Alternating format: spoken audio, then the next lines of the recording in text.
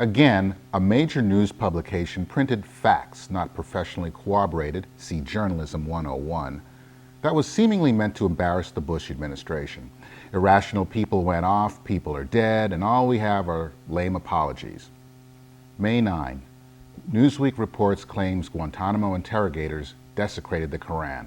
What surprises us nowadays? A Newsweek story comes out and one paragraph alleges an Army interrogator at Guantanamo Bay defiled the Quran by flushing pages down the toilet. This is the same Newsweek, by the way, that sat on the Monica story because they wanted to make damn sure all the facts were in order before they released the accusations. Matt Drudge subsequently scooped Newsweek. Would they have sat on that story if George Bush were Bill Clinton? I wouldn't bet on it. I'm quite amazed on a daily basis by people who, by their own laws, keep women virtual slaves, sanction torture, stoning, beheading, and that's just their own people. Then they have the nerve to make demands of others that they feel have insulted them. What's even more telling is the days of violence spread around the Muslim world because of this claim. Are we going to get an apology from the Muslim world for their calls to jihad and death to America? Are these fanatics capable of admitting they're wrong? May 10. 2,000 students demonstrate in Jalalabad, Afghanistan. State Department condemns desecration, if true, and says Pentagon has started an investigation. We are starting to see a troubling pattern concerning our mainstream media. As I've told some of you before, my first journalism job was more than 15 years ago with the Guam Tribune. My editor's first words to me were, "It's the job of the media to report the news, not incite it." One reason so many of us complain about liberal indoctrination in schools is that they produce activists, for instance in journalism, that want to make a difference instead of just reporting the news. One would think the media would have learned a lesson from the CBS, Mary Mapes, Dan Rather, Bush, National Guard, forged documents but true story. These liberals are so full of their own self-importance that they want to be the one to bring down President Bush and Republicans. May 11. 4 killed in Afghanistan after police opened fire on demonstrators. Government and aid agency offices in Kabul attacked. I will give Newsweek a bit of credit. Once they found out they made a mistake, they said so. Contrition is not the trait of the American liberal or Islamic fanatic.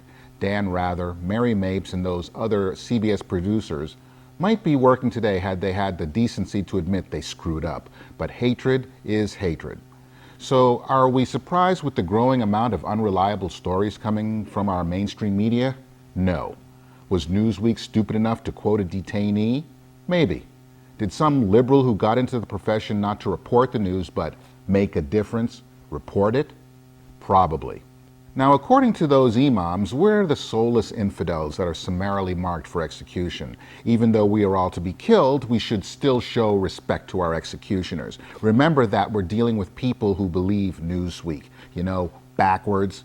Can you imagine how the world would be making fun of the United States if we collectively took to the streets and killed each other because someone reportedly flushed a Bible down the toilet?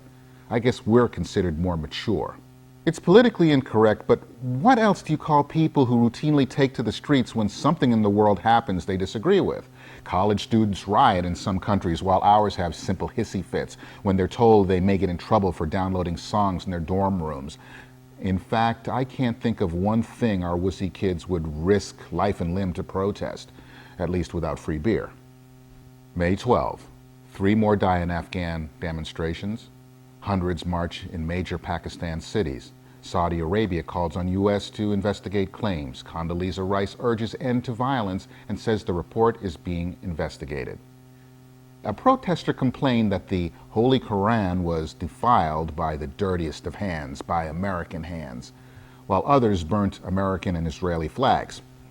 Well, that quoted protester looks the fool. Will the United States demand Muslims apologize for the increased tension to our troops around the Middle East playground? Will we demand the fanatics apologize for the dozens dead and 100 or so injured because they overreacted to a news story that, even if true, wasn't worth the loss of life? Of course not, because they're too damn proud to admit they're wrong. Not in just this situation, but in the very way they've allowed their religion to be hijacked and perverted into a theology of hate. Anyone remember our psychological warfare tactic of playing a song over and over to weaken the resolve of an enemy? I suggest that we play that awful narcissistic Lindsay Lohan song Rumors over and over again throughout the Middle East until their heads explode.